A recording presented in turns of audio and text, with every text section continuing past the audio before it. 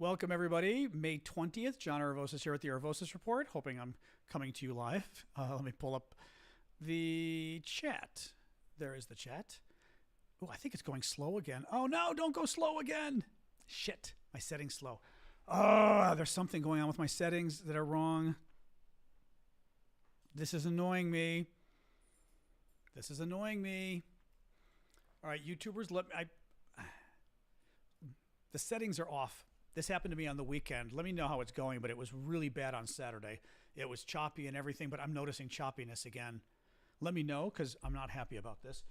Only because it takes some tweaks to the software, which means me going offline again. But let me know before I start TikTok how it's actually going. It's looking like it's being a little better now, but it was being choppy a second ago. Hey guys, at least you can hear me, but yeah, how's it going with the choppiness? It did that initially, but right now I'm not seeing choppiness anymore. I'm moving around. Woo, woo, woo. So maybe it's okay. Oh, let me put my volume up. Hold on. All right, my volume is up a little for you. I just turned the sound up. I forgot I had it low. I have to turn the sound down when I record videos throughout the day. So I just turned it up. See how it is now. 10 seconds ago. So, okay, yeah, I just turned it up. Okay, well, at least it's not being choppy right now. Let's go for it and see. And then, actually, mods, why don't you try to let me know tomorrow? The volume is where the volume's going to be. Yeah, the volume is normal now. So ain't nothing we can do about that. The volume should be where it always is. But I can't turn it up anyway because it'll literally be blasting on TikTok. This is the normal volume setting. Okay, it should adjust itself a little bit automatically on YouTube anyway. All right, so good. Welcome, guys. Let me get TikTok rolling. Actually, Amanda, there's nothing I can do about it. I can't turn it up anymore. It'll literally blast out TikTok like through the roof. Not what to tell you guys. I can turn it down and up again. Not that it's going to matter, but here, turning it down and then turning it back up. All right, there. I turned it back up again. Let's see if adjusting it made a difference. Hey, TikTokers, just having some technical difficulties on YouTube today, as always. I'll give TikTok credit for that. The technical difficulty thing isn't usually a problem other than the fact that they haven't linked it to Discord and haven't fixed the Discord link in 2 years, but whatever. Anyway, hey, TikTokers. Okay, yeah, hopefully, like I said, I adjust the volume the best I can, so hopefully it's at least decent. Hello, Waterford, Ireland. Okay, you guys can't hear anything on YouTube. You know what? Come out and go back. Leave and come back, guys, on YouTube, because it's at 100%. There's nothing I can do about it. I mean, I can turn it, hold on, turning it off and on. There, I'm turning my microphone off and on again. Sorry, guys, we're having YouTube issues now. Yeah, I just turned the mic off and on YouTube. And if I turn it any louder, it's going to blow out TikTok. Well, YouTube has sound, but some of the YouTubers, a lot of the YouTubers are hearing it too softly. But anyway. All right, I just did what I can do for adjusting it, guys, on YouTube, so. All right, Cornelius hears me fine. Ha! Ha! Thanks, James. Okay, Vic hears too. Okay, so I think anybody who's having issues, leave and come back, and it may fix it on YouTube. All right, hey, TikTokers, thank you, Rossi, for the gift. What else we got going on here? Ava Wahlberg, Cheryl, John S. Thank you all, guys. Okay, our sound is good. Our sound is good. Well, welcome, guys. The way the show usually works is I go through the news of the day. I actually write up some news. Thank you, Joyce and Alan, for the gifts, and Martin. I write up the news, sort of the articles I think matter, go through it with you guys, and then at the second half of the show, we take your guys' questions. I'm happy to take a quick question or two now to start with. Why not, to keep things... Oh, there's the tiara. Thank you, Ava. I love that tiara. I think that thing's hilarious. But, you know, just to mix things up a little. And, of course, it's a good general question anyway. Thank you, Rossi. Thank you, Dawn, for the gifts. Who was that just asked... Kibble asked, what's your honest thoughts on how this Ukraine war will end? The Ukrainians said today that, of course, the war will end in a negotiation. No, I mean, that's typically how wars end. I mean, even if it's an unconditional surrender. Thank you, Jeremy. Right, there's still negotiation. And I will get to the Ukrainian helicopter, or the Iranian helicopter crash. It's on my list. Don't worry, we're talking about it today. Thank you, Joyce, for the gifts there, Jeremy. Vicky. I have no idea how this war is going to end, and here's why. Because the U.S. is still pulling punches. The Germans are still pulling punches. There's a story today from the British Defense Secretary or Defense Minister. They seemed two different articles used different names for him, but he's their defense guy, Grant Shapps, and he was criticizing the Germans among other allies, but he mentioned the Germans by name. The Germans among other allies for something that I didn't realize they were still doing. He says the Germans among other allies, and by the way, saying among other allies worries me because it makes me feel like he's criticizing allies he doesn't want to mention by name, which frankly is us. I mean, so I'd like to know more about this. Thank you, Jen. But the British Defense Secretary said that the Germans, among other allies, are not letting the Ukrainians use their weapons to attack the Russians in Crimea. The Russians took over Ukrainian Crimea in southern Ukraine back in 2014. And the Ukrainians have been trying to get their land back, not surprisingly. The Russians then invade again 2 years ago, take even more Ukrainian land. And that, according to the British Defense Secretary, thank you, Marge, thank you, Caught, the Germans, among others, thank you, Jane, told the Ukrainians, you can use your weapons that we give you to attack the Russians in Ukraine, except you can't use them to attack the Russians in Crimea, Ukrainian Crimea, occupied by Russia, because that would be just mean or something. I did not know that there was any limitation at all by any of the allies on attacking in Crimea. The fact that, as I said, he said other allies as well makes me suspicious, because why would you mention the Germans and not mention anybody else? Now, one reason you mention the Germans is the Germans are like the second largest donor after the U.S. So that has some impact. I still am a little suspicious as to what the U.S. policy is on Crimea. I've not heard anything publicly telling Ukrainians not to attack Crimea, but boy, I'm curious whether we've told them anything privately. Because his comment made me feel like, is he talking about the Americans too? Thank you, Charles. But didn't want to mention the Americans because the Brits are friends with the Americans. We're very close friends, and we try not to publicly criticize each other. Anyway, very, very weird. But very annoying. So that comes to, we had somebody ask a question, Dribble maybe, or Kibble, whatever your name was, about how the war will end. And we're still afraid of helping Ukraine win. Zelensky said this week, where's the quote? Zelensky said this week, listen to this. I didn't see the quote when it came out. Thank you, Crazy American. Zelensky says this week, by the way, anybody who's watched my show, I want you to listen to this quote from Zelensky. Anybody who gets pissed off at me when I criticize Biden, I want you to listen to this quote from Zelensky. Thank you, Crazy American. Thank you, Eulina. Zelensky says this week, we are in a nonsense situation where the West is afraid that Russia will lose the war, and it does not want Ukraine to lose it either. So what he's saying is the West is afraid for Ukraine to lose the war, but the West is also afraid for Russia to lose the war. This is what I've been telling you guys from the beginning. Biden, the Germans, and sometimes the French may have gotten better recently. It's hard to know. They talk better. Whether they're acting better is questionable. But Biden and the Germans, at least, absolutely do not want Ukraine to lose. They're terrified if Ukraine loses, it poses a threat to the rest of Europe, right? The rest of NATO. Thank you, Adventurers. Thank you, William. So Biden and the Germans do not want Ukraine to lose the war, but they don't want Russia to lose the war either. Thank you, M. Fuller, because, as I just said, with the Germans being afraid of Ukraine attacking Crimea, we're afraid that if Ukraine takes Crimea, oh boy, Putin will get angry and he has nuclear weapons. Oh my God, what will he do? And it's funny because when I bring this up, I always get some people that get pissed off at me, especially on Twitter. Twitter's like, Democratic haven of people getting pissed at me for criticizing Biden. Even the Ukrainians are doing it. I mean, I'm telling you, this is what's happened. I've been working in politics since before 1989, but full time since 1989. I've been working in politics. I'm a pretty good read, not always right, but I'm pretty good. And I've been saying from the beginning, there's some kind of, cacophony, not dissonance in American foreign policy with regards to Ukraine. That we really want Ukraine to not lose, but we don't want Ukraine to win. Because if Ukraine wins, they get all their land back and the Russians get pissed off. And oh my God, the Russians have nukes. What might they do? Well, the Russians aren't going to really do anything with their nukes, I think, because we've got nukes. And all we have to do is make clear to them they use their nukes and it's war. And the Russians won't use it. It's a dangerous threat. Yeah, that's typically how you stop wars. Thank you, Kevin, for the roses. You stop wars by sometimes putting out dangerous threats, by standing up to bullies. You got to stand up to bullies internationally. You stand up to bullies and you say, you know what? if you do this, we will be at war.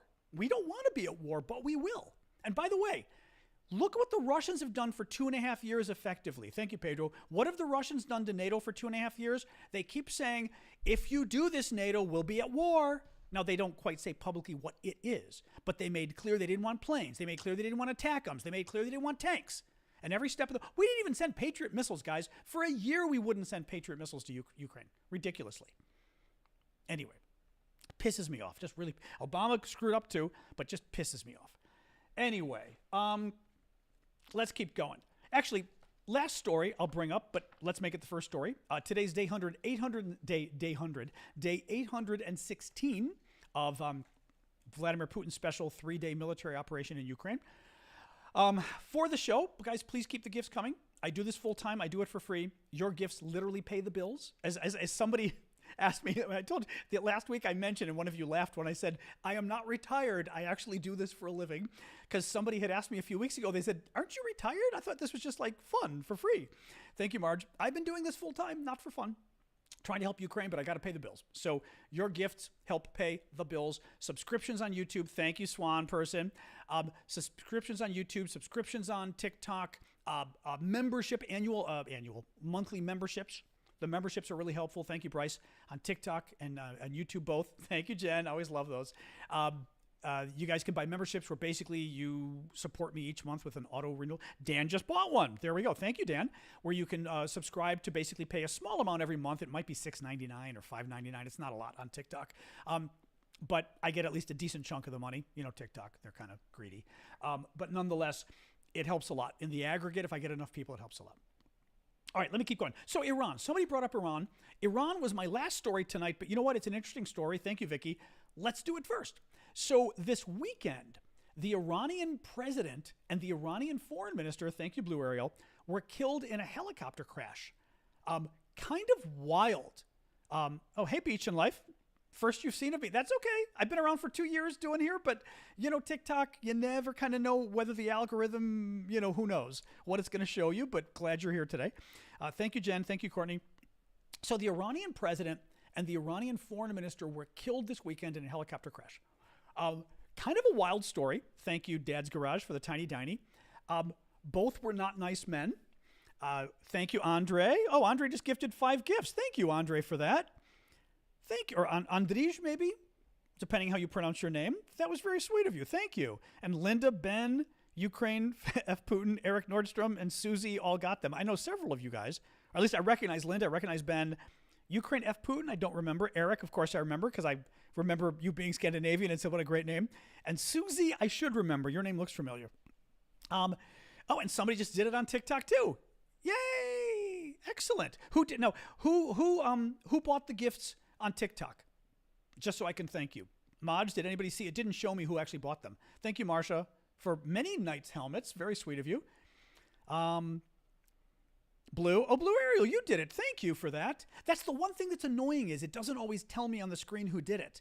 Thank you for that. That was very nice of you. Excellent. So everybody who just got gifts from Andre and Blue Ariel, the gift membership is for 1 month.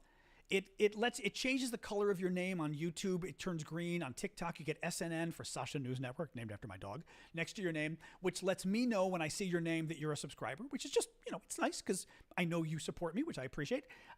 It gives you a few other emojis that are kind of fun, and it gives you access to our Saturday show that a lot of people really like. We typically get together with my friend Vlad in Ukraine on TikTok and YouTube and hang out and talk, just us. It's only for paid subscribers. So it's just us. It's a smaller group. People tend to enjoy it. Like I said, Vlad's here, which keeps things going. Thank you, Marsha. Appreciate that. But in any case, all right. And Tara, thank you for the gift. So Iran. So this story comes out, right? The Iranian president and the foreign minister get killed in a helicopter crash this weekend. Now, I heard it and immediately thought Israel or Islamic State, right? ISIS. We don't know. There is no speculation in the media as to who did this, which is kind of fascinating because I keep looking at the stories going, okay, somebody's got to speculate. Nobody is speculating. The guy who was killed, the president, Raisi, I think is his name, very nasty man. He's been in power since, I think, 2021 or so, 2022, 2021, I think.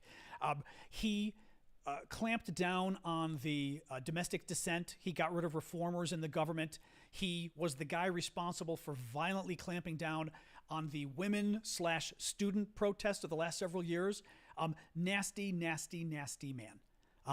Nasty man. Interesting, John Pieper. Maybe I can think about that. As to how he died or why he died, he's the second in command of the country. The commander is the supreme leader, Ayatollah Khamenei, which I'm pronouncing ish. I even had to Google to pronounce his name correct. I've always called him Khamenei or Khamenei, but it's close to that.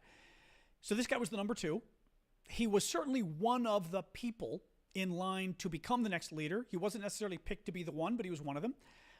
In Vogue just said his nickname was Butcher of Iran. I did see somebody else mention that as well. That's why I'm repeating you saying it, because somebody did mention that. He was responsible for Iran basically getting its insurgents in Iraq and Syria to attack the Israelis and the American troops. Not a nice man. Now, do I think we killed him? No. He's too high up, and he's the Iranian president. We wouldn't do it. Meaning there's no way in hell Biden would okay it. He wouldn't do it. Would Israel have killed him? I don't know. I feel like it's pretty out there for Israel to do this. Again, the Iranian president, guys, and the foreign minister, that's, these are outright this would be an outright assassination of senior leaders. It's not like going after a general or military, right? I'm not convinced it's the Israelis, to be honest. A lot of problems with Iran and Israel the last several months, especially since Israel invaded Gaza. They almost went to war, but they didn't. It feels like, thank you, Kevin, for the subscription on TikTok. It feels like too much for the Israelis to have done this. It just feels like too much. It feels like overkill, right? Iran launched some drones or whatever the hell they did at Israel, but it was small, and they kept it small. And they didn't fight back once I think Israel may have bombed them back, and the Iranians didn't respond. It just feels like it was too big of a response. Now, interestingly, one of the articles, I think in the New York Times, mentioned that one possibility of what killed this Iranian president and foreign minister, thank you, Uerlina, it could have been international sanctions. For years, Iran has been under international sanctions.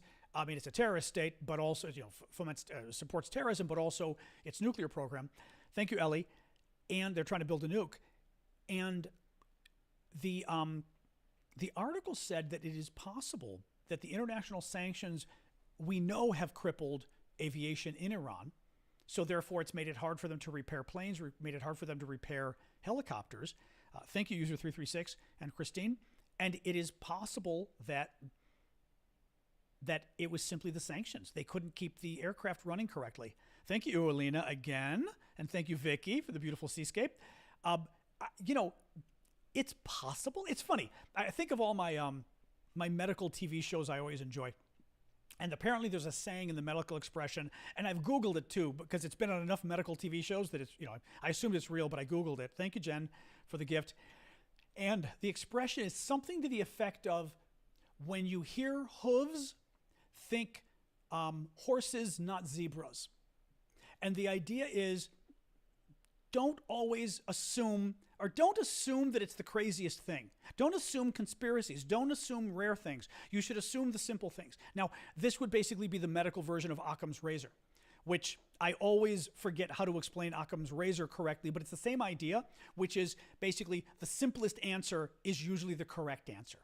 You don't want an answer that's too complicated, has too many variables. Well, this would have to happen, this would have to happen. The simplest explanation is usually the correct explanation. The weather was awful, Annie's saying. We know they were having a hard time, thank you, Marcia, keeping their planes up to date and repaired. So could it have been the Israelis? Sure. Could it have been Islamic State? Maybe. ISIS, by the way, ISIS did the biggest terrorist attack in Iran since 1979. Okay? Biggest terrorist attack since 1979 was ISIS, like in the last years. Remember, it was about 6 or 9 months ago? Thank you, Elizabeth. It was about 6 or 9 months ago. Oh, you could join. Okay, you know what? Yulia, I'll bring you in short. Let me bring you in a second. Let's finish talking about Iran. We'll bring Yulia in. Maybe plan to come for like 30 minutes, because that gives us enough time to talk, but I still want to get like some of the news stories when you're gone. So let's plan for like 30 minutes max, okay? Let's finish Iran, and then we're going to have Yulia join us, who's a Ukrainian political commentator, among other things, in Ukraine, though, so I don't want to keep her up too late. So I feel like ISIS could have done it, but I don't know if ISIS has the capacity, but they could have done it. They blew up a bunch of Iranian officials recently. The U.S. and the Brits could have done it, but it just seems stupid. Biden would never do this. Thank you, Marsha. Thank you, Cuevas. And could the Israelis have? Sure, but it doesn't make any sense. Doesn't make any sense. So, and by the way, you're on thin ice. Mods, you know who I mean. He's on thin ice. But let him go a little bit longer. But if he keeps being trolly, mute him for a while. All right, let's invite Yulia to join us. This means I'm going to have to pull out my microphone, put the volume up, and hopefully, actually, I will put my good microphone closer so the rest of you on YouTube can hear. All right, Yulia, let me pull you in here. Well, actually, we can talk about Iran a little bit too. Where are you? Let me invite you. Where are you? Oh, there you are. Hang on. Invite. There we go. I didn't want to invite a Russian troll by accident. That would have been kind of scary. All right, and then once she's here, guys, I will actually... Oh, shit. My volume turned down again. Somehow my volume turned down again on YouTube. No wonder the volume was bad. All right, I've turned up my volume on YouTube. Let's see. Once Yulia joins us... Hold on. Okay, she's invited. You're invited, Yulia. So accept on TikTok. Yeah, Biden's too scared. There's no way in hell Biden would do that. All right, I'm inviting you again. Oh, hell, there you are. Okay, hope... Oh, I can hear you. Yeah, you're good. Now talk a second. Let's see if the YouTubers can... Ooh. Can you put in an earphone or something? Did I what? You're echoing. I'm hearing myself echo back. Oh. If you... Probably because I'm... One sec. You need an earplug or ear... yeah, exactly. 1 second. Even the Apple ones are good.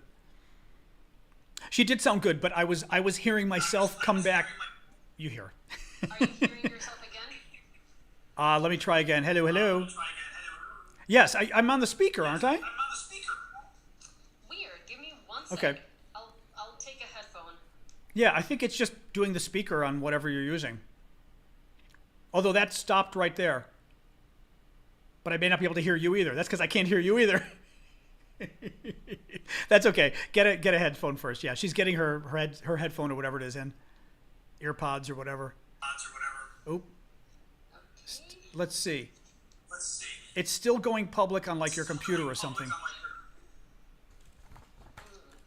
Let me drop and rejoin. Okay. All right, we're trying to get her earpods working and have it. Now, how is YouTube sounding at least? Yeah, well, YouTube, for some crazy reason, by the way, the sound went back to the old lower sound heading, and I have no idea why. Maybe I hit it by accident. I put it a little bit high right now, so hopefully, and hey, TikTok, so we'll invite Julia back, or Yulia back. There she is. Okay, and let's see if it comes back and hopefully cuts off my sound on her end. So basically, her computer or whatever was playing the audio and then coming back on TikTok, so I'd speak and then hear myself, which was driving me crazy. All right, invite her again. Let's try this. All right, hopefully. La, la, la.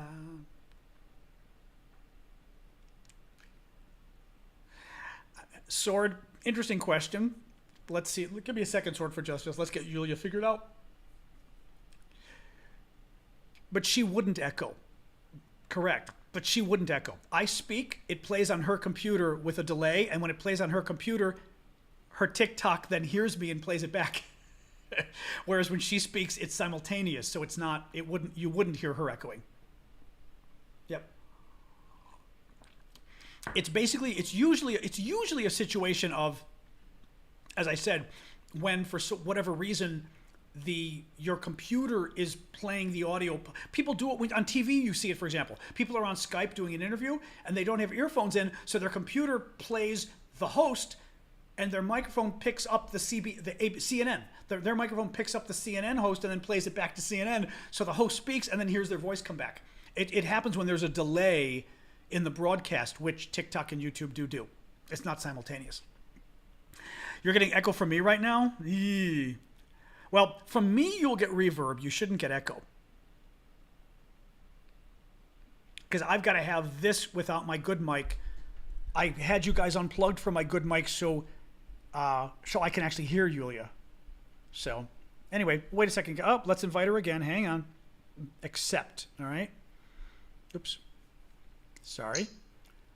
Okay. Okay. See how let's say hello. Tell it hello. Do we hear me? I hear you. Hopefully, I don't hear me. It sounds good. Don't know. It's good now. Yes, I hear you, and I don't hear myself. Yay. Okay, yay. Now let's make sure. Talk a second, and let me make sure how you sound for the YouTube people. Hi, my name is Yulia, and I'm a journalist in Ukraine, political commentator. Okay. And YouTubers, is that coming across okay? Oh, TikTok says they can't. They don't hear you. I hear you. Oh, that's bizarre. Now, TikTokers, you're hearing me? Yeah, your visual is not on. Now, your visual is still trying to come on for whatever crazy reason. Now, TikTokers, do you hear me? You do? So weird. Oh, that's crazy. They can hear me, but they can't hear you. Yeah, TikTok's being weird. Oh, let's invite her again. Crazy. All right. Well, co-host. No, we don't want that. All right. Let me accept again. All right. Maybe third time's the charm. Hello? All right. TikTokers, do you hear her now? I can see myself now. Well, we can see you, which is a step up. Yeah, let's see. Yes. Yes. Yay. Yay! Oh my god. Hi, Okay, guys. good. And Sword for Justice says he can hear you on YouTube, so that's good too. So at least we're pretty good. So, Oh my god. yay! Now, thank you, Ernie, for the gift. Well, we were talking about Iran, which fascinates me. I mean, I know it's sort of off topic for you, but it's weird that the president and the foreign minister would get blown up by an accident, and it's Iran, but it's possible.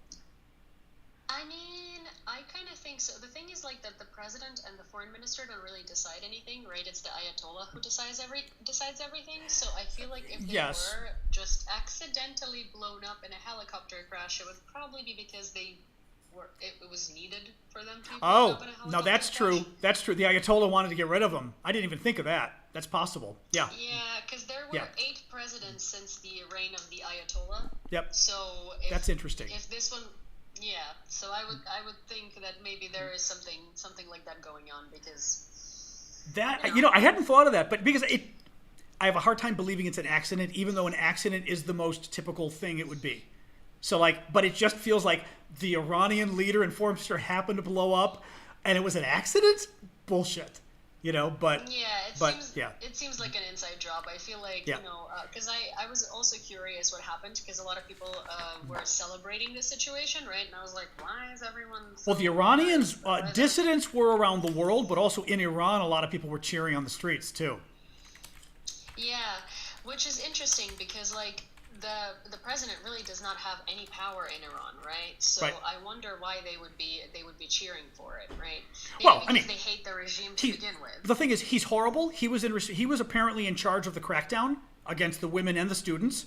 Okay, he had a major role in having the surrogates attack the U.S. and Israel. So he's been a very bad guy. And they actually give him some blame for the attacks against Israel in the last couple months too. So, you know what I mean? It's a little weird, but in any case, who knows? Yeah, someone pointed out that the royal family doesn't fly the same plane all at once, and that's actually it's a good comment because I find it weird that both the president Right. and the foreign minister were both pretty important political.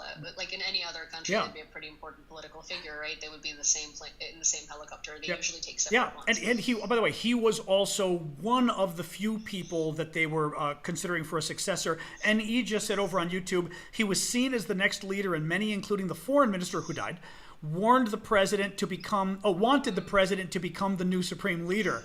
I didn't think of that, but you're right. This could have been easily Iran. Now, again, I said it could be ISIS too, because ISIS did a horrible terrorist attack several months ago, killing a lot of oh my God, they killed like 50 or 100 people. I mean, it was really bad. Remember, it was the funeral for that guy Soleimani who Trump killed. Not the funeral, it was the memorial. The memorial for Soleimani, and ISIS blew up like 100 Iranians. It was a big deal. So Yeah. They could have done it. They not easily, they easily would have wanted to do it. Whether they have the capacity, I don't know. I mean, this is also a crazy thing, right? But so they died on the border with Russia, with Azerbaijan, and like this is really a conspiracy. I mean, like a very off the top of my head conspiracy, but also Russia could have been involved if Russia didn't like something. I mean, Azerbaijan, true. True. Well, this was the whole thing with Fico, the Slovak premier that I've seen nothing about yet. He was still on death's door a couple days ago on Saturday, I think. Didn't see where it is now. But, the Russians, of course, love to blame Ukraine for him getting almost assassinated because he's pro-Russian and anti-Ukraine.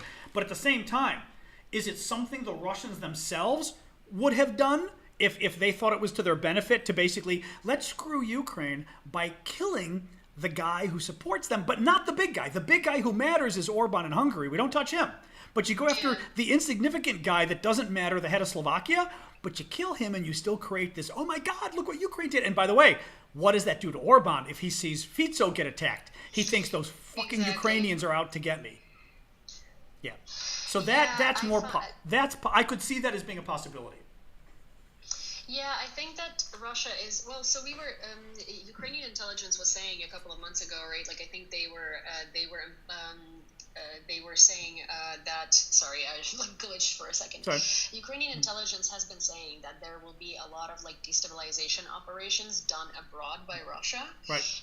And obviously Ukrainian intelligence never like says what particularly is going to be happening because, because why would they? Right. And I think that this is what we're seeing. We're seeing Russia doing destabilization operations specifically to undermine Ukraine. Right. So, where's the war stand? How are you? Are you feeling up, down? How are you feeling this week or the last couple of weeks? I mean, so it's like kind of a slippery slope because so now there's a new law on mobilization, right? And people are very unhappy and it just came into effect. But then the other day, basically Zelensky and the cabinet came out with a law where like the military commissariat, there have been instances where military commissariats like catch people in the street, and if they do not have their registration with the military commissariat, they basically bring them there, and then they go into the med commission, and then the next day they could be sent into the training camp. Right. So they have now banned that, and now even if you're not registered with the military commissariat and your documents are not up to date, but you are not like avoiding military service, then they can bring you to the military commissariat to update your information, and then they can send you a request for the med commission, and basically they've forbidden like the military commissariat from exercising like too much authority, which is what they have been doing basically. Can I so wait? We'll see how that works. Let me ask you something about this. And I've asked Vlad about it, and it puts you guys on the spot being Ukrainian, but it's an obvious question. Looking at it from abroad, we look at it and we say, okay, this is kind of weird that Ukraine is facing an existential crisis and it hasn't fully mobilized its people with a draft, and that there's I'll finish with this, and that there's controversy in Ukraine over the idea of saying every goddamn boy and man better be fighting for the country. Why is that not more popular? Well, so I mean, like, this is the thing, right? Like, it's so funny because Ukrainian men will be citing, like, oh, in Europe or in the U.S., like, this would never be happening. This is like, we're not at war. Infringement of human rights. Yeah, I mean, and I'm like, in the U.S. or in Europe, they would literally come to your house, take you out of your house, bring you to the military. If we were at war, that you need to be. Yeah, correct. If this was war with Russia and we had a draft, yes, they would. Like, Ukraine's draft laws are actually quite like we have a lot of liberty here. Well, also let me say too, I don't know. I mean, personally, if you have a legal draft and if you avoid the draft, I don't have a problem with the government saying, we got you, we're sending you. Why is that too harsh? Here's the thing, like, as you might have noticed, Ukrainians are very freedom-loving, so, like, the fact that there is this, like, mobilization law and there are all of these things, it, like, infringes on human rights and liberties, right? And so a lot of, like, foreign governments are criticizing Ukraine for not, like, dropping the draft to 18. And the thing is, like, if we were to do that, the country would revolt. Interesting. I mean, like, legitimately would revolt. So because there's so much, there's so many people who think that it's like inhumane and like undemocratic and like whatever, right? Because again, like Ukrainians, desire for freedom and liberty. Jesus. Oh, we're back to mom calling during my show again. We haven't. But it also, sorry, that was mom calling. That for the first time in 2 years, mom called during the show. Oh. Go on. Oh no. But yeah, so basically, like our desire for freedom and liberty, like, does save us in a lot of situations, but it's like it's kind of a blessing and a curse, right? Because our people are very entitled too, and people because they don't want to go fight, they will be like citing like, oh, but we are not in wartime, we're like under military time, and this is a legal difference, and like whatever, and it's like, dude, we're attacking Russia, or people will be like, oh, but I don't like Zelensky and his government, and I'm not gonna be fighting for their like ideas. I'm like, okay, you can't say that, because your idea is that you don't want to be under Russia, and that is not Zelensky's government. It's an existential threat to your country. This is not a war that go on. I mean, you can't conscientiously object to the war, is my point. This isn't a war of convenience on Ukraine's part. It's just kind of like people being stupid, right? Because they're trying to find any reason to sort of justify their view on the situation, right? But it's like, I've actually had a lot of these discussions, and I'm like, okay, if it was any other government, would you have supported any other resolution? Like, would you feel? You can't say that this is fighting for Zelensky's principles, because it's not his idea to fight against Russia. It's the country's idea, and I'm sure that you don't want to live under Russia either, right? It's like fighting for someone's. For a president or for someone's principles is like if you're in the military and you're being sent to a war abroad and you have to do it because you're in the military. Here, it's like.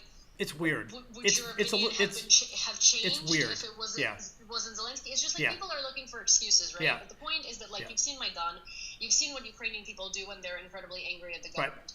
So I think the government is sort of walking in eggshells because it's been 2 years, there's lots of disinformation, people are angry. Like Ukraine has a very active very politically active civil society, but just like in every country, not everyone is like politically apt. So there is a lot going on in the information space, right? Like Russia has ramped up their information campaigns and stuff. So it's sort of like society is on edge, and I think the government is walking on eggshells because at this point it doesn't matter what they do, people are going to be hating on them because Ukrainians also want everything and they want it at once, right? Like they want the whole country and our like internal politics and external politics and the draft and the war and everything to be like 100% good and like going in the right direction. And it's like, guys, we are under a full-scale invasion, and we're functioning as best as a country freaking could. Like, give them a break. So I think, if they were to drop the draft to 18, an idiotic part of this country would definitely revolt, and that would only cause us trouble. So unfortunately, because of... I'm sorry, what's interesting about this, too, is Vlad had said something before, when I brought this up, about... And I'm sure this is a factor today, but it's not a factor on day one. Or month one. At the beginning of the war, initially, Ukrainians were afraid they were going to get wiped out. A couple months in, things changed, I think, because of seeing the Ukrainian victories. Certainly by that summer or fall, Ukrainians were starting to really, they got back half their land. At that point, Vlad had said at one point that, the people are tired, the people are worried, they're worried, they see how the war is going, they're worried about their kids dying or their husbands dying. And so they're not thrilled about going to the draft because they think they're going to die. I appreciate that. But Ukraine didn't have a full draft at the beginning of the war when patriotism was high, and especially at the point that summer when you guys were kicking the Russians' ass, so you wouldn't think we're going to die. You'd think we're going to get them. But you still didn't have it, which means there was a political reason, as we said. Yeah, so that's the thing. It's like, I mean, at that point, we didn't really need a draft because there were lots of volunteers, right? And there were lots of people going to... Oh, that's interesting, too. Okay, fair enough. Right. Yeah, genuinely, maybe they should have done one, though, in retrospect. Some of the military commissariats had to turn people away. Yeah. I know a person who actually lost both of his arms and his eyes at war. But he had to go to 8 separate military commissariats until one of them would take him because he's a scrawny guy. Right. And it was in the beginning of the full-scale invasion. He was like, I know how to operate drones. like, you are gonna need drones. I know how to, like, he had to convince them that Right, he's needed right. in the military because physically he wasn't really fit. Right. And so, like, one of the units took him and he created a drone unit under it, and he was, like, the commander of it. Right. He actually, you know who this is, like, you've definitely seen this picture. It's a picture that went viral. It's a guy who lost his eyesight in both of his arms, and he was sitting with his wife, like, she's blonde, Right. in a hospital. And it was, like, it was making circles. So it's my good friend's classmate. Yeah. Wow. Yeah, and Andriy, his name is Andriy, and he's fantastic. But that was, like, the thing. It's like there were a lot of people like that, and now it's sort of like, you know, it's a vicious circle, right? It's because basically politicians depend on the opinion of, like, the military and the civilians. Military depends on the opinion of the politicians and civilians. Civilians depend on the opinion of the military and politicians, and it's sort of like this kind of vicious cycle where, like, if anything goes wrong, it impacts everybody. Right. It impacts every single, like, part of the society, and because it's been 2.5 years, like, everybody is on edge, so anything that does happen triggers a much stronger reaction, and like, obviously a lot more people have lost a lot more relatives when there was no, like, help from the US and stuff like that. You know, like, people were not necessarily super excited to go to the military because they were scared, like, you know, you're going there with bare arms. Also, another thing that I personally think is happening, because that's something that I'm observing, is that, so Russia has a lot of troll farms, right? Right. And those troll farms go and create information operations for Russia. We don't have the money to create troll farms to create information operations for Russia like that. So a lot of the times what our government is doing, and I will give you an example of that because it's in the past, right, is you remember when Ukrainians were mass complaining on Twitter and absolutely everywhere, soldiers, where they were like, we have no weapons, we've been, like, you know, our government has, like, sort of, like, let us down, we are not getting any artillery, we're not getting any shells, any munitions, we're, like, near Avdiivka, we're fucked, right? Right. Sorry, pardon for the F-bomb. Yes, sir. So soldiers were going on Twitter and writing that, real soldiers. People were picking it up, and people were shitting on the government. People were saying that everything is really bad, that Ukraine is about to, like, lose, it's, like, so bad. Then Russia started this massive tank offensive, and Ukraine took out all of the 1,000 tanks that Russia was, like, going on an offensive with, because they got a supply of munitions and artillery shells last minute. Nothing happens last minute. You can't last minute get, like, a supply of artillery and munition. It's planned. Right. And the reason why the government was letting people believe that and was letting this happen is because it needed to create a specific image for Russia to then attack, thinking Ukraine has no way to defend itself, when we did. And that way, basically, the government created its own bot farm of people who were complaining and creating a specific situation for Russia without having to pay for a bot farm. Right. Sorry, I'm trying to fix my video as we're talking, so go ahead. I am listening, but I'm trying to, like, fix my YouTube video. Go on. No, it's okay. So basically, like, that's kind of like what I'm seeing a lot is that, like, when I talk to military, especially, I don't mean, like, drafted people. I mean, like, people who are career military, people who are, like, quite up there, right? I see a very different picture than when I talk to, like, soldiers that are not being told anything because they're just a regular soldier. And a lot of the times when I see civilians, like, having discourse online, I personally, based on, like, and this is something that I think, right, it's not like it's a confirmed fact, but based on my observation and based on several situations that have happened, it looks like the government is using the society being upset with the government to its advantage and fueling it to create a specific situation for Russia. Right. I'm trying to think what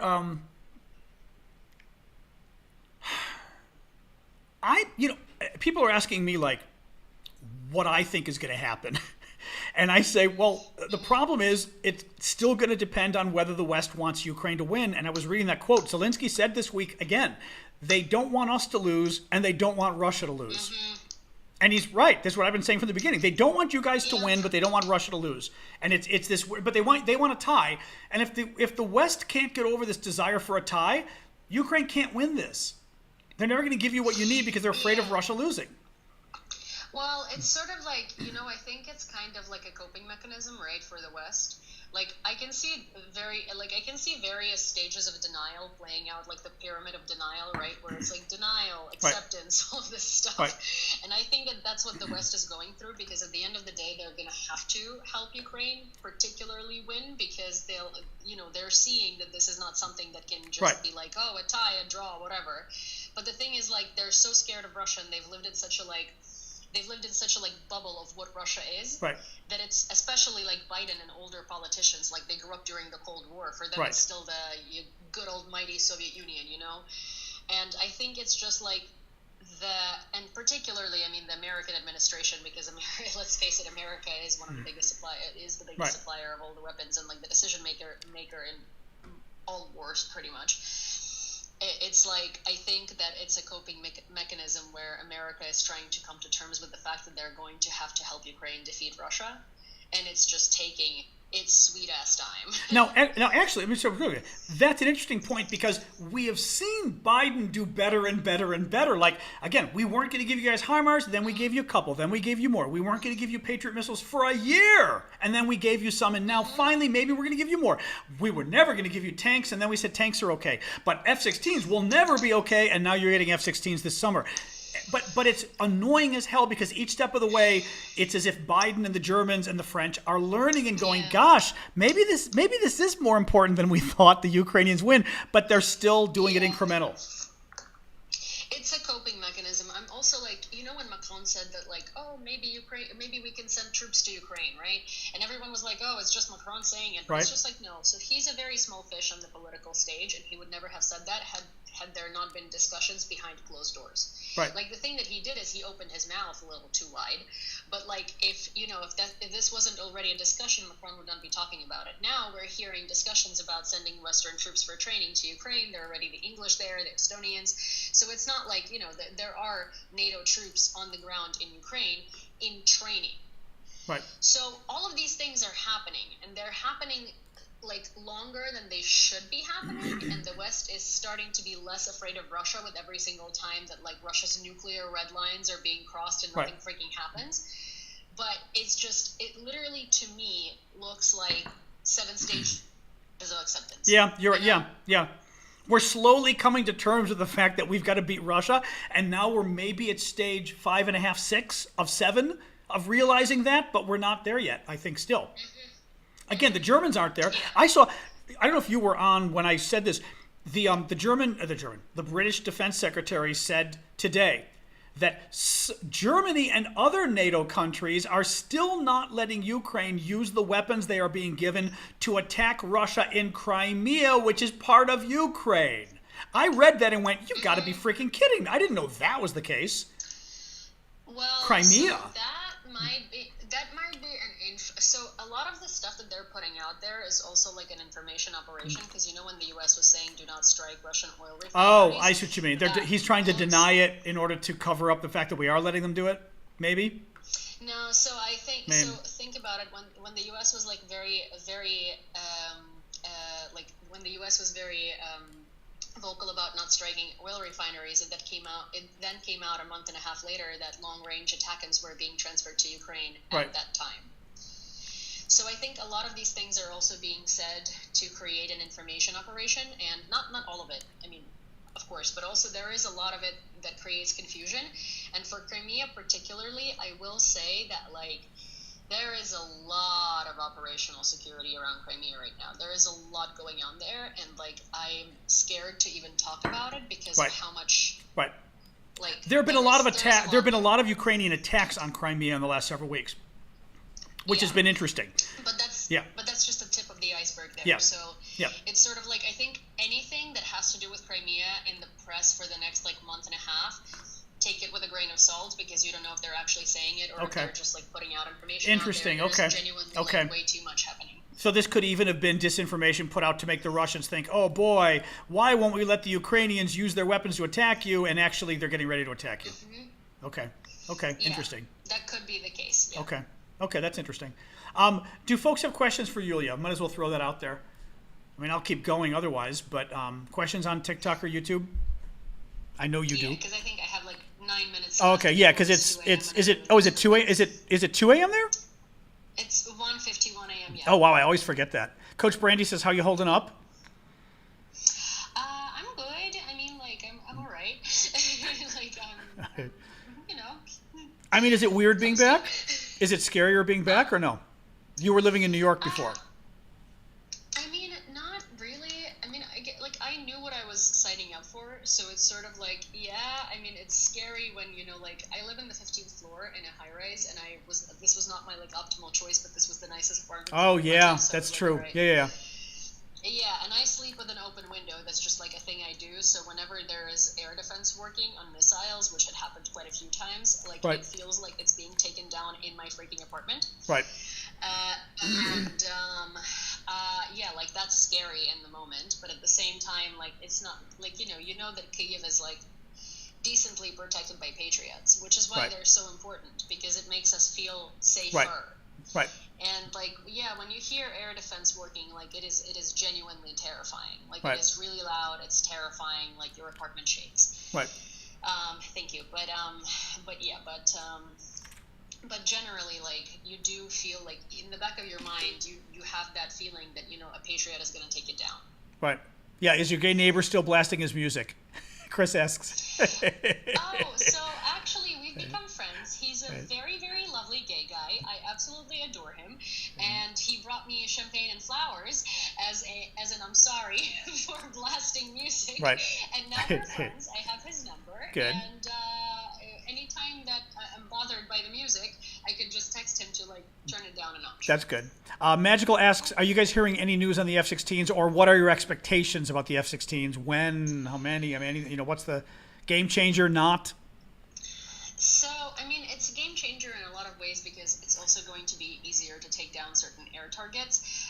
Also, F-16s are air support, and we really, really need air support. It will be a game changer also because you can load a lot of different missiles on them. Right.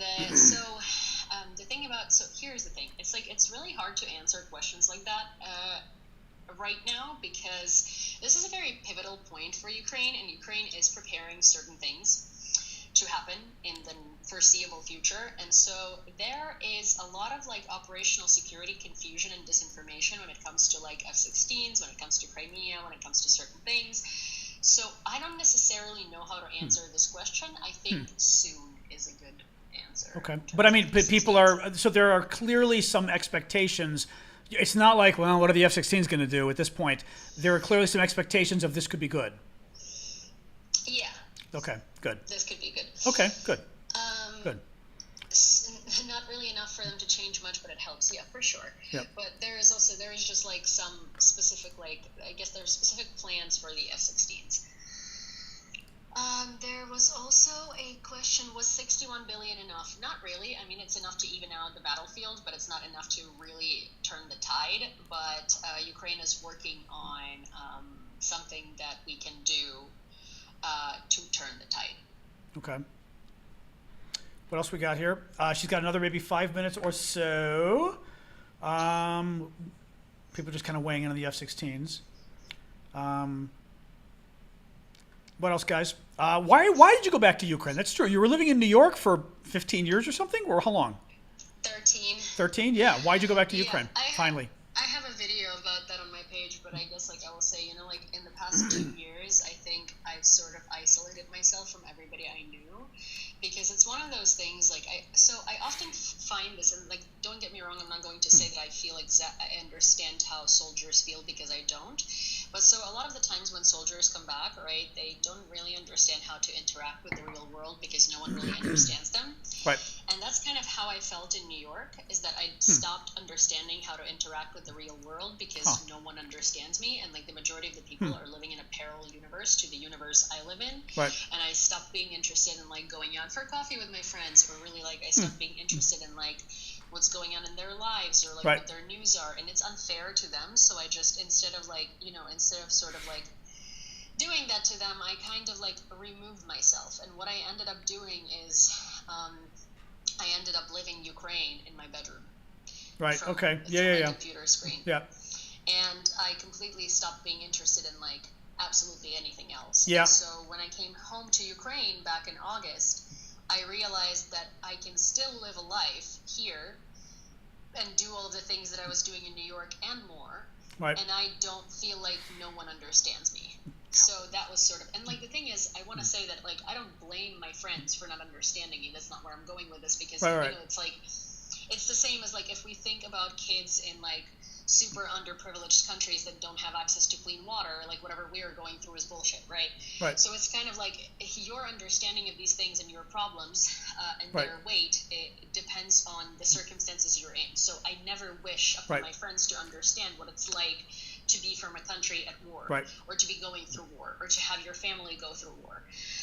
So I don't want them to understand me, right? But at the same time, it's like, Right. it's fucking lonely. What is the- It's really lonely. Let me ask you real quick, because I got a few questions before you go. What is day-to-day life with living in Kyiv, the capital? Do you feel at war? Now, obviously, lots of people are getting killed. Lots of people are getting injured.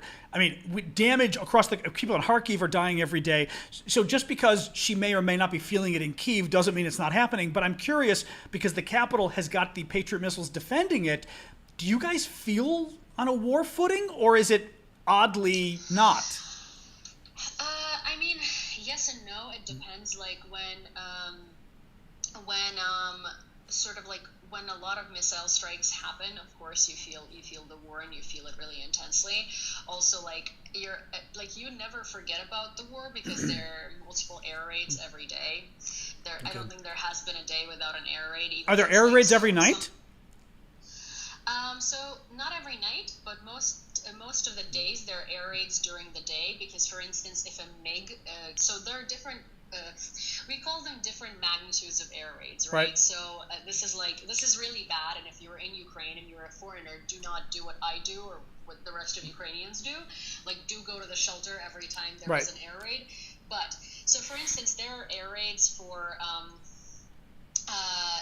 there are air raids when a MiG-31 goes up in the air. So if a MiG relocates, the entire country is under an air raid. Right. Okay. But you hear the purge sounds outside of your window every time that happens. So likely, like, nothing's really happening. It's just they're relocating their MiGs. Right. Or it could happen later in the evening. They're just like moving them. Right.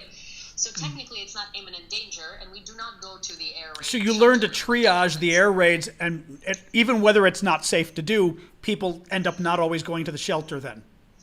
Yeah, because also, like, we have a lot of, like, channels that we follow that tell us what type of an air raid this is. Like, they'll tell you, oh, MiG in the air, oh, ballistics, oh, cruise missiles, oh, Shaheds, you know, like, so that type of stuff. So, like, if it's Shaheds and you're in Kyiv and you're in the center, you're likely also not going to go to an air raid shelter because they never really make it to the center. Right. They get taken down. These are the Iranian drones that are sold to the Russians. Yeah, so basically, most of the air raids that most of the Kyiv reacts to is ballistics or cruise missiles.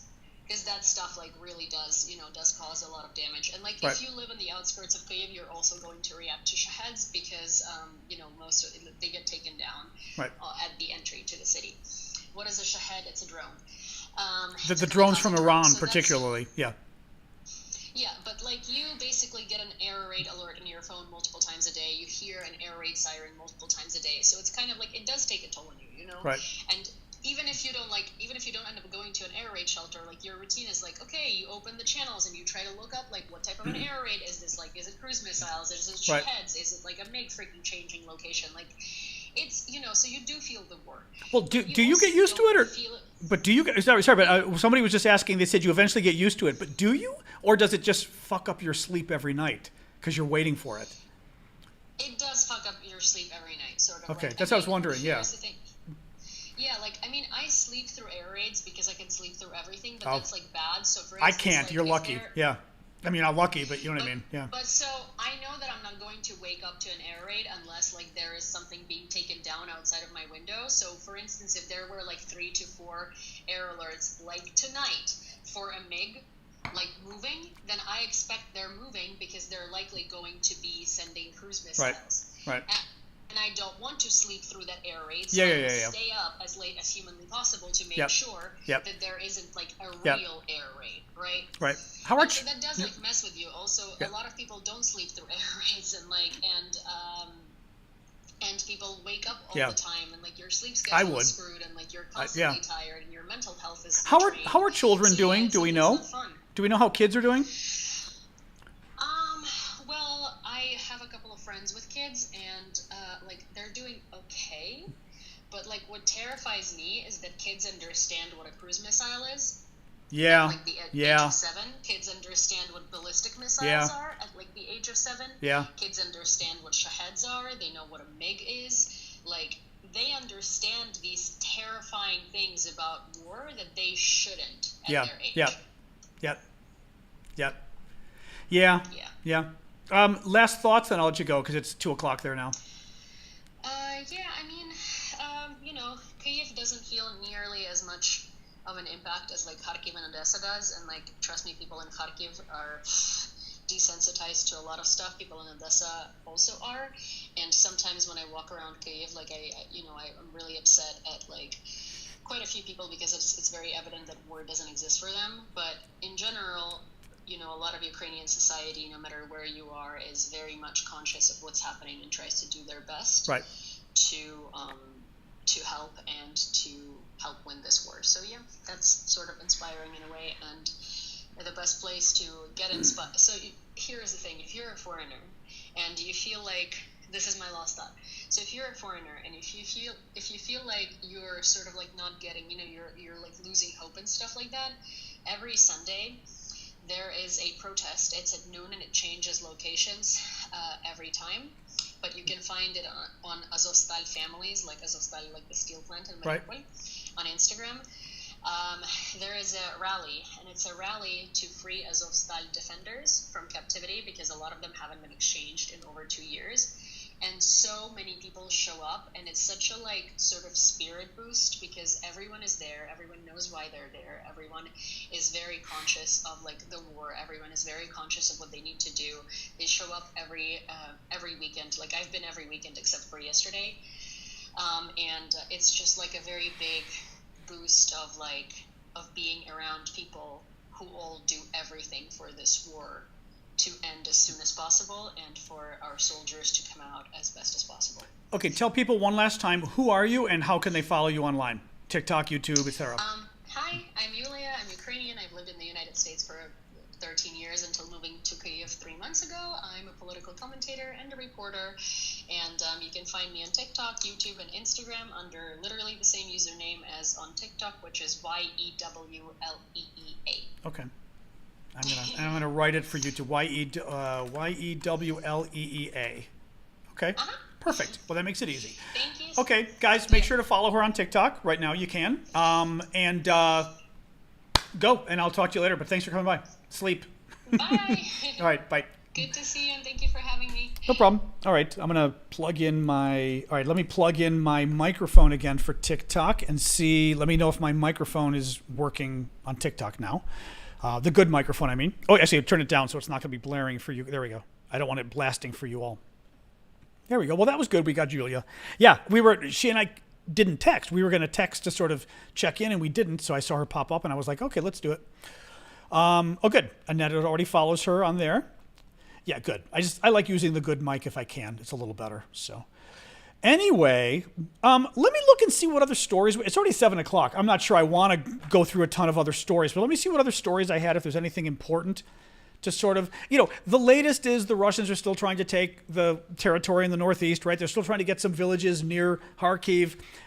It still would be beneficial to the Russians to get those villages, even though it's not going to change the war 100%. But it would be beneficial for the Russians, and we don't want them to get those villages. And there is a stage 2. That after the Russians get these villages, there's a plan for another offensive, but people aren't quite sure where they're going next. So none of the experts are. All of NATO sort of discussing this, and no one quite knows where they think the Russians are going to go after grabbing these like border towns near Kharkiv in the east, in the northeast. Ukrainian defense forces destroyed a Black Sea Fleet minesweeper in the last day. They also attacked a Crimean airbase last Tuesday, and a Russian Su-25 attack plane was shot down, I believe, in the last day. On the oil front, U.S. Department of, somebody asked about this the other day. what the latest news was in terms of how the Ukrainian attacks are affecting Russian oil. Defense Department is still saying that 14% of Russia's refining capacity is offline because of the Ukrainian attacks.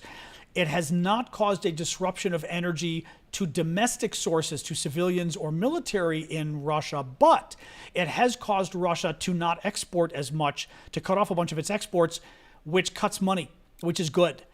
So these are still important attacks because 40% of Russia's federal budget is paid for out of energy sales. Like literally, Russia is that dependent on energy sales, oil and gas. So this is still important that Ukraine's doing this.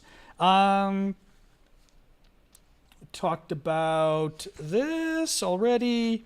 Let me see here. Beep, beep. The Indian government is going to participate in the peace summit that's happening in Switzerland next month for Ukraine. That's interesting. I mean, India, thank you, Jonathan. India, pretends they're in the middle, but they're buying a lot of stuff from Russia. So it's interesting if they'd be going to the peace summit. They're kind of not being they do not have clean hands in this whole thing. They're not the good guys, sadly, which really kind of annoys me because, it's annoying when you see like these countries like India and South Africa, they're always happy to sort of stick it to the US, but they never want to stick it to Russia. It just gets on my nerves because they're in Brazil too, right? There's this kind of homage that the bad guy likes to, the previous bad guy in Brazil would like to do to the Russians, but never want to, well, previous guy was a Trumper, I should say the current guy. The current guy, never wants to sort of go after the Russians like they go after us. That's about it. That's about it, guys. Let me remind, I'm going to hang and talk to you, obviously. We'll take questions, but remember we've got our auctions. Exactly. Martin just said the auctions end tomorrow. Thank you, Ellie. We have a number of auctions on Discord where we sell a bunch of cool stuff, mostly from Ukraine, but not exclusively. I've got a little fridge magnet I bought in Bali that's really cute that Mustard is bidding on. I auction a bunch of cool stuff from Ukraine. Half of the auction money goes back to Ukraine. Half of the money goes to support my work because I do this full time and for free. So you guys literally pay my bills with your gifts on TikTok and YouTube. So please do keep the gifts coming. But we've got a lot of cool auction items. As always, I will only show you a few, but we've got a challenge coin of the Ghost of Kiev, who is a fighter pilot, some people say apocryphal, who shot down a number of Russian planes and then was himself shot down. Challenge coin of that. Cool Ukrainian military patch. This is probably the second most popular Ukrainian military patch. It comes in many different sizes. The most popular is the Ukrainian flag. We've got a cool Ukrainian mug that Vlad picked up in Ukraine of the Vyshyvanka style with a cool Ukrainian trident. A couple other things. Oh, kind of a fun wall. People are liking this. It's a wall hanging that looks like a puzzle. It's a map of Ukraine, but it kind of looks like a puzzle, but it's not actually a puzzle. It's a wall hanging, and it's kind of cool. In Ukrainian, people are liking this. A really neat sort of embroidered piece, or I forget, you guys have some name for, I always forget what you call this, cross stitch or whatever, but from the 1950s or 1960s Ukraine vintage, vintage I guess you'd say. But it's really pretty. It goes on top of a dresser, apparently. I'll step back, you can see. It goes like on top of a dresser, but a bunch of flowers, hand knit or hand woven by some woman, and it comes from a dresser cover, Ash says. But it was made in the 1950s or 1960s by this Ukrainian, Hungarian, Slovak woman and her family. So that's kind of cool. Vlad picked it up. And finally, I will show you very cool bracelet that Vlad picked up, his daughter picked out, leather, Ukrainian trident. Kind of cool. I think this is kind of nice for, a man, or it's certainly masculine, but I think like an artsy woman could pull it off. And lots of other stuff. We got a number of other cool things too, so do go check it out. You can get to the auctions. They're over on Discord. Go visit our Discord community. For you guys on YouTube, just go to go to aravosis.com, mylastname.com. Will take you to the list of links, and in that list of links, you'll see Discord. For you guys on TikTok, you could also go to aravosis.com, but you can also go to my profile on TikTok, much easier, and there's a link in my profile, the Linktree link, click it, and it's literally a link of my links. It's a page of my Discord link, my PayPal link if you want to support me, my LinkedIn if you just want to see who I am and what my background is. So go there, you got to join, it's free, and you'll see the auctions on the left. There you go. All right. This is not the end of the live, but we're done kind of going through the news. So now we're hanging out, and you guys tell me what you think is going on. Ask me questions. I saw people mention that well, here's the thing with the International Criminal Court. The Iranian president doesn't affect Ukraine at all at this point, Magical, because at this point there's no connection between the two. Mustard is bidding a lot. I certainly don't object to him. Mustard has been a wonderful supporter, Colonel Mustard. He does. I think sometimes he bids just to help get things going, to pump prime the auctions a little bit. But he's very sweet. I actually told him once, I said, "You're just bidding to help me out." He goes, "No, I'm not. I'm bidding because I like that stuff." I was like, okay, thank you. That's fine. A new Yugoslavia? I'm not sure what you're referring to, Sarah. London? What do you mean?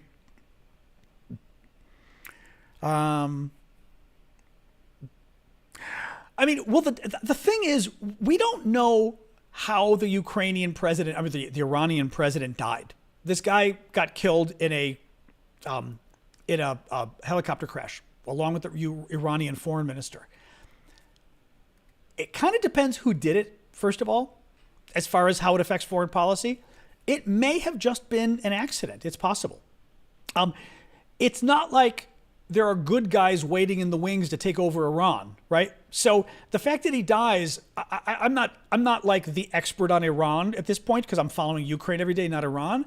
But it's not like, oh, now the liberals win and take over. Iran's still being run by an Ayatollah nutjob, right? So Khamenei, he's a religious, right, Islamist nutjob. The government is the same. I mean, it's a horrifically conservative Islamic state.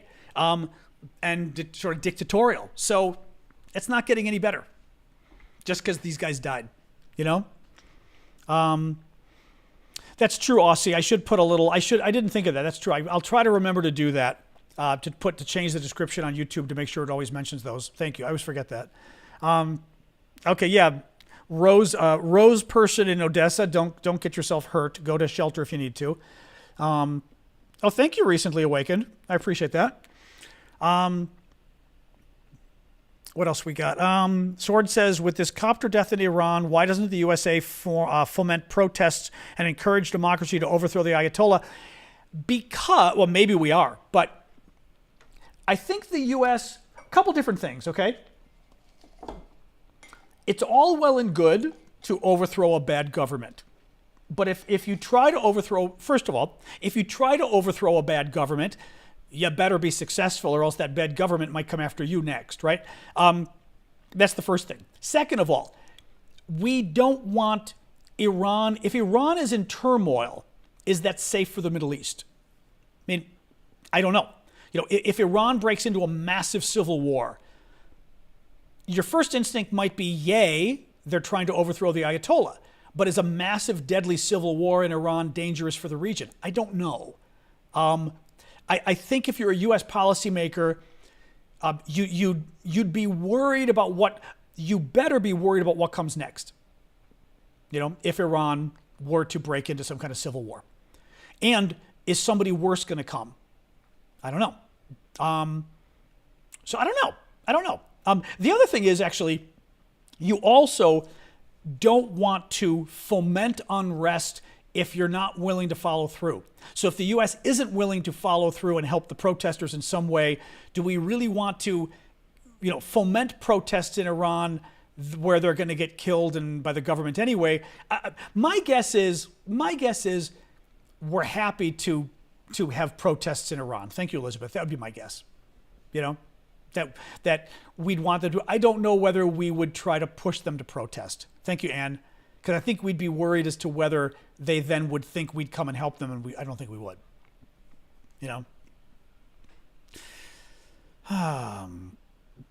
Iran? Yeah, you could say Iran, but, as you know, I'm not a big fan of correct pronunciation. I mean, I believe in pronouncing things correctly, but at some point, everything's wrong because we're saying it in English anyway. So unless you're pronouncing the name of an English or an Australian city or person, you're probably saying it wrong. So, Iran, exactly. Iranian food. I love Iranian food. I don't get to have it much. A friend of mine's mom, back in law school, or the friend was is Iranian, Persian, and her mother American, but obviously married into the family and became an excellent chef of Iranian food, Persian food. Oh my God. I just remember they make like a saffron rice that is hard. Like you cook it and it kind of gets crispy and stuff. Ooh, very nice, very nice. I'm actually fighting for the death and destruction of people. No, not really. But I'm certainly not fighting against people I don't know. I know who the Russians are. I've been to the Soviet Union and I've been to Russia. So definitely, if that's what you're talking about, oh, I know the Russians. Probably better than you. Unless you're Russian, I'll bet you've never been to Russia. I'll bet you've never been to the Soviet Union. I'll bet you've never studied the Russian language. I have. I'll bet you never studied in detail the Russia and the Soviet Union in graduate school like I did in the top graduate program in the country, Georgetown. So my guess is that you're wrong, that I actually do know what I'm doing. It's like a saffron. Google it. It's an Iranian saffron rice. And they cook it, and I forget what they do because I saw somebody on YouTube once. They cook it in a way where the bottom gets crispy so that it literally is like a crispy, crunchy mixed in with the regular rice. Oh my God. It was very good. And like you sprinkle some saffron in maybe on top, very good. Linda, well, depends what you mean, Linda. I mean, she was asking about the country of Georgia. There is a battle going on, except the good guys are going to lose at this point, that the government of Georgia is on the verge of passing into law a Russian-style anti-democracy law that Vladimir Putin came up with.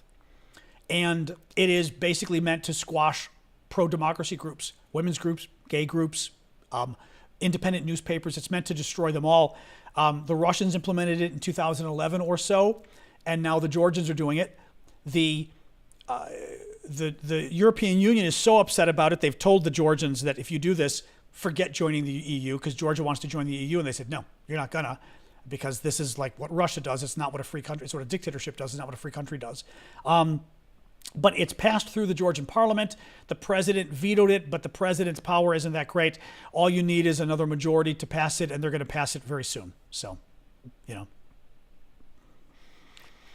home remedies for severe heartburn. Honestly, I think Alka-Seltzer probably has always worked the best for me. Tums never did enough for me, but Alka-Seltzer did work wonders for me. Like whenever I would have that, things would calm down a bit.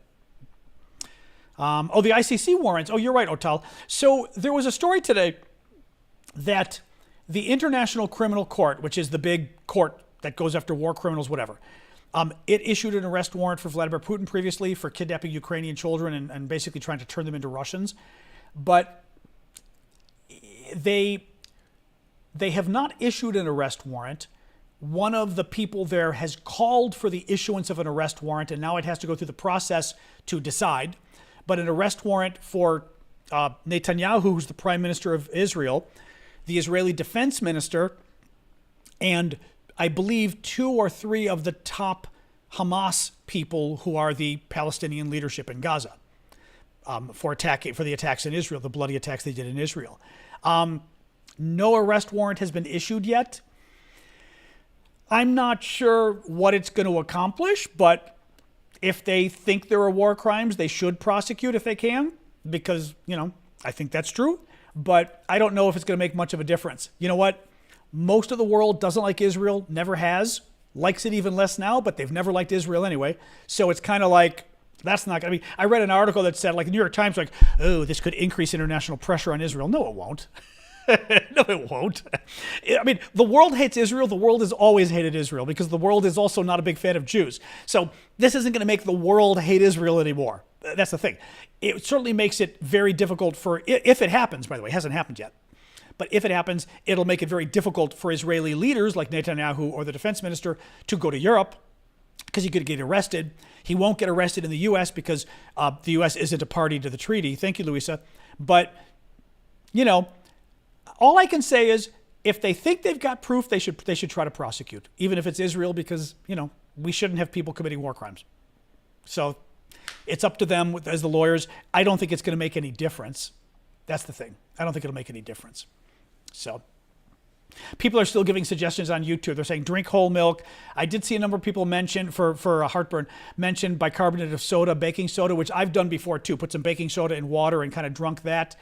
Ironically, I read something once that said put a little lemon in water and drink the lemon water because the acid actually tells the, sphincter in your esophagus to close. Who knows? Don't take my advice, of course, because this is not a medical show. But, but I do find for me, Alka-Seltzer is the one thing that really helps a lot. Plop it in the thing, and that stuff at least calms it down. Thank you, user 336. The final point I'll tell you about heartburn, because my doctors, I had horrific heartburn like 30 years ago, and my doctors could not diagnose it.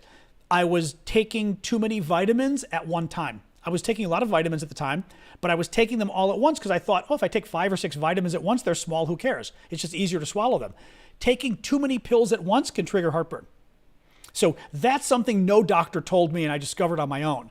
And suddenly I split my pills throughout the day and I was fine. So if you take pills, maybe pay attention to that as well. Split them, if you can spread them throughout the day, depending on the pill. Tums didn't work for me, but for some people it does. Don't drink coffee before going to bed. Now that's true. Don't drink chocolate or don't eat chocolate before bed. I find liquor and chocolate will also screw me up. So like a drink at night and chocolate, I'll have horrific heartburn. I did the other day. Thank you, Vicky. That's what it is, Gunther. Well, that's a good point too. Somebody just mentioned, if you're having horrific heartburn, at the very least, you need to go to your doctor because it could be chest pain, especially in a woman. Now, women, by the way, if you're a woman, Google heart attacks in women. The symptoms are different than for men. So women often have heart attacks that aren't diagnosed because it can be totally different. You won't necessarily get the arm thing that men get, like totally different symptoms in women. So, Zerpace, I would not suggest you recommend a remedy that is unhealthy. That could get us all in trouble. Don't do it. But in any case, yeah. So be careful with that, Courtney. I think if it's bothering you to this degree, obviously if it's really bothering you, go to an emergency room. But otherwise, make an appointment with your general practitioner if it's this bad. Because also the other thing is there are prescription pills that can help to get heartburn down. And you can take them anywhere from a month to 6 months. My doctor sort of prescribed some for me a couple years ago because it came back and it was being really strong. Like it would wake me up at 4 a.m. like really bad. So that's a whole other issue, is check with your doctor because maybe he'll put you on, or she will put you on prescriptions. My guess is you start with the over-the-counter at the very least, get the 24-hour Prilosec or whatever they're called, right? And then go from there. But I would also check with your doctor too. You might as well, if you got, decent insurance and all, Prilosec, I think is what it's called, right? A hernia caused heartburn. That's interesting. So Randy Moore had a hernia that actually caused the heartburn. Wow. See, that's the problem. Why it's good to check with a doctor, because they also feel around and make sure there isn't anything else going on. You know what I mean? So, but as Dunley just said, if it's bad, consider going to the ER. Yep. You don't want to sort of dumb it down. Ulcers, exactly. Anyway, call your doctor tomorrow at the very least.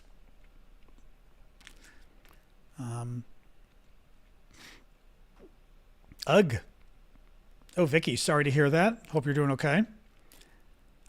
Interesting. Chris says gallbladder was removed and yours stopped. Well, that's good, I guess. Hate to lose your gallbladder, but if it worked. Oop, adjusting my lighting a little bit here.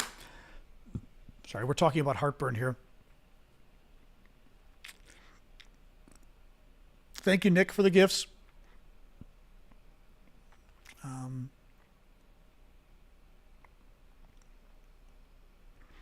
What else, guys? I mean, it's already 25 after, so I think we are going to end shortly. We do Discord, but we've got to end earlier. Because when we go to Discord, we hang for an hour. Like right now, we've been doing an hour and a half. I don't have it in me to go to Discord right now. Because we've already been doing an hour and a half. You know what I mean? So that's, after I lost my voice that once, I've been a little more careful. My favorite dessert is going to be anything warm and chocolatey.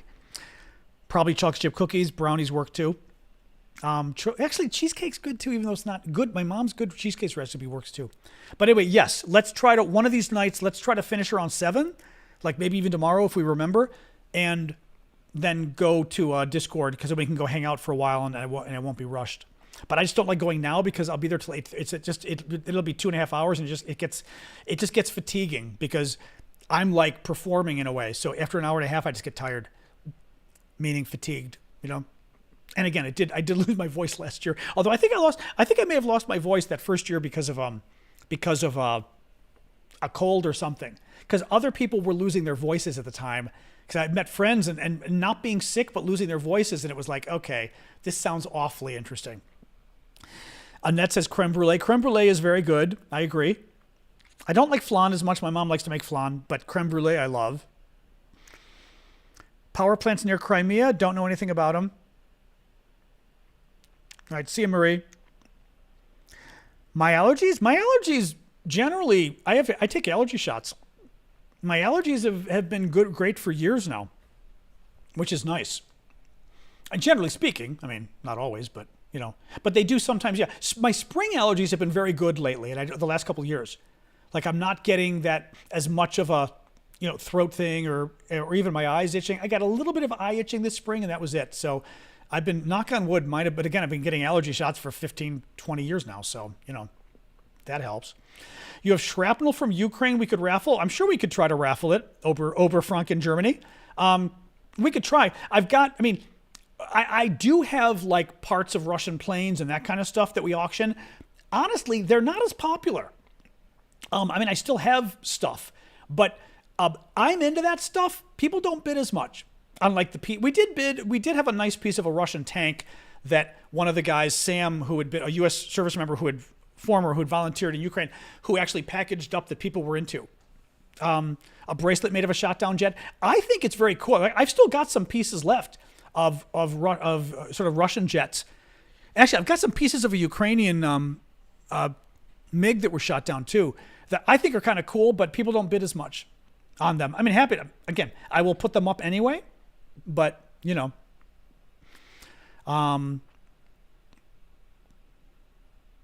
interesting. You work in a clinic and your patients' allergies have been much worse than usual this year. Mine have been nowhere, which I think it's really because of my my allergy shots must just really be working. I hate them. Like literally every 2 to 4 weeks I'm getting shots. I'm sick of it. And I even had a reaction last week. My arm was itching nonstop for 5 days. Oh my God. Imagine literally like, and the back of your arm where it's more sensitive for 5 days nonstop. Cortisone, nothing worked. I was like, oh my God. It's literally like, you know, the torment of Tantalus or something. I mean, it's like water torture, itching torture, you know? But yeah, allergy tests are always good if your allergies are bad. But no, fortunately, my shots work pretty well. I do take allergy pills occasionally if I think I need it. That's not true. I've been taking allergy pills occasionally because I've noticed like I'll be a little itchy and I'll take. It's not hot right now in DC. It's 77. That's not warm. It's not cool, but we can look at Ukrainian stamps. I may still have a Ukrainian stamp set.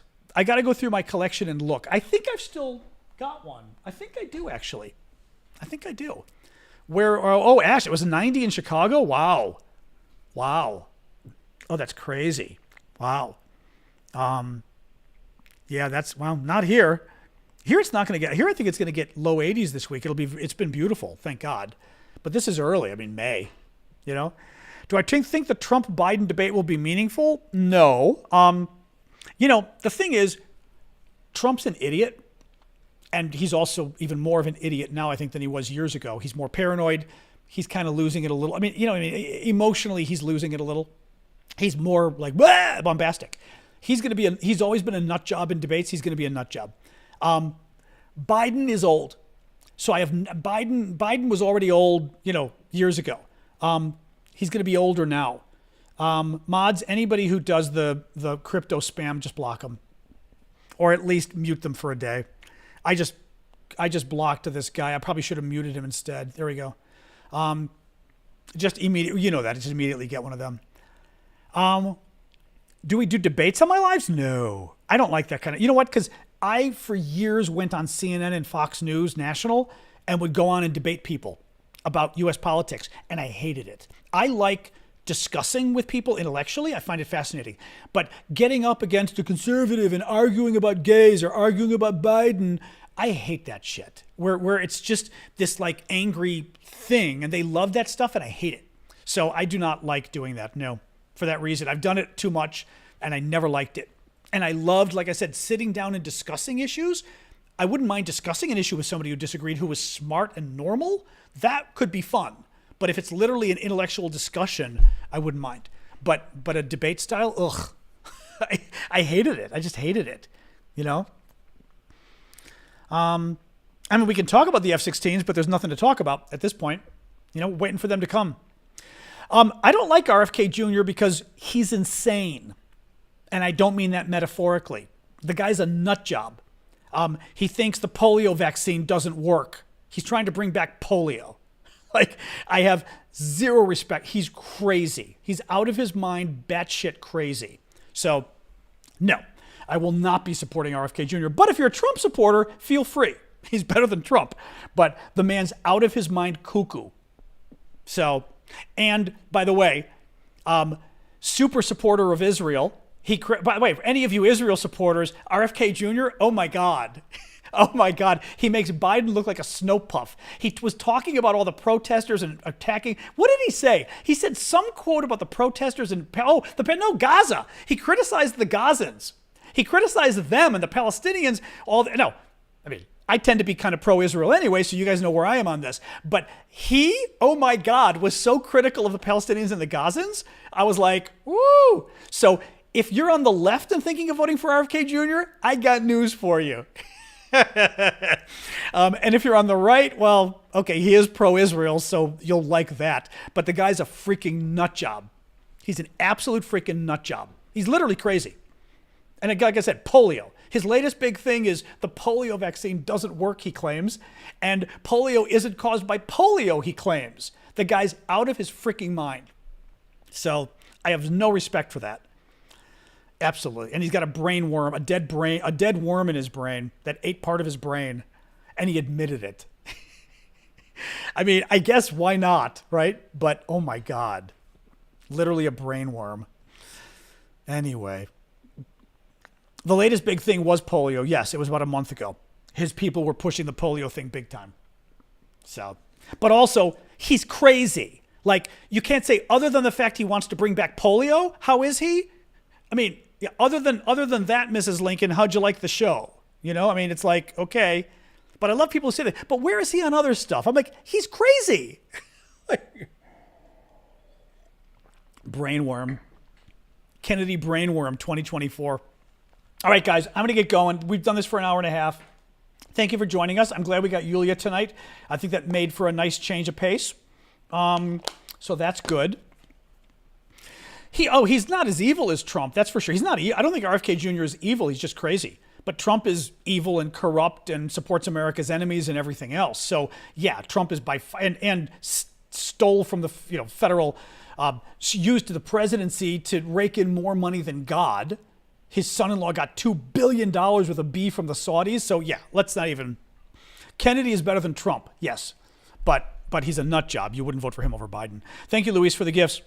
All right, guys, have a good night. Thank you for joining us. Thank you for the gifts. Thank you for all the gift certificates. The gift subscriptions you guys did tonight was very nice of you. Thank you for that as well. And I saw a couple new people also subscribed, which I appreciate as well. So thanks, guys. I will see you all tomorrow. Oh, creme brulee. I'm dying for creme brulee now. I will see you guys tomorrow night, 6 o'clock Eastern Time, U.S. Thank you, Super Hornet, for the gift. Join us then. All right. Talk more about Ukraine and politics from around the world. All right. Have a good night, guys. Thank you. Yep. Let me get this. Oh, and actually, YouTube, I'm going to do TikTok first. I did make an adjustment on YouTube, which either worked or it's just doing better. I see. Now that I said it, it glitched a little. But I think it's glitching a little bit less, I think. Hard to say, though. Hard to say. But in any case, we'll see. All right, guys. Have a good night on YouTube. Thank you. Cornell, West, or Stein. Batshit crazy and Putin lover? Actually, batshit crazy and batshit crazy Putin lover would be would be Cornel West and Stein. Oh my God, he's a nut job. And she's just like literally Russia lover, Putin lover. Oh my God. Yeah. Oh my God. I'm glad. I'm surprised nobody mentions them, but then again, they're not serious candidates. So I'm not surprised nobody mentions them in that regard. All right. I know I jinxed it by saying it. It was better though. Yeah. All right, guys. Have a good night. I'm going to set up tomorrow's broadcast. All right. See ya.